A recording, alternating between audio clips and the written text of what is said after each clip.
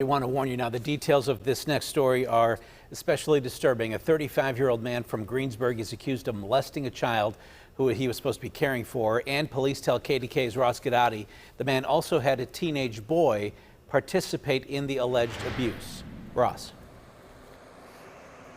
David Landman is accused of some of the worst crimes you could commit against an animal, let alone a small child. And again, a warning, some of what you're about to hear may be very disturbing.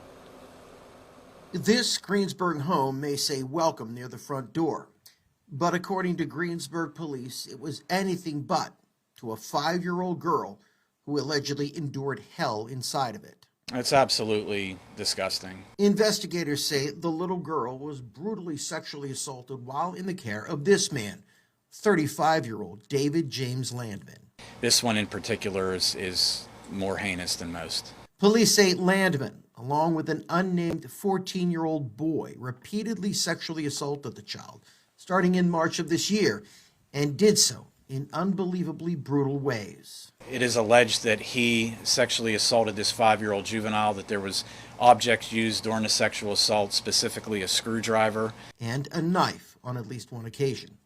A relative of the child says the little girl was acting withdrawn and terrified just at the mention of Landman's name, prompting an examination of the victim by doctors at Children's Hospital in Pittsburgh. The suspect, Mr. Landman, would have her watch horror movies with him, specifically Friday the 13th, Halloween, Nightmare on Elm Street. Landman would also allegedly use an old goalie hockey mask to purposely terrify the child and warn the little girl, if she told anyone about what was allegedly happening, that the horror movies she feared so much would become reality for her. She alleged that Mr. Landman told her that if she ever reported what was happening to her, that one of these characters would come to life and kill her. The little girl right now is being taken care of by people who love her and care for her, and she's making progress, according to police.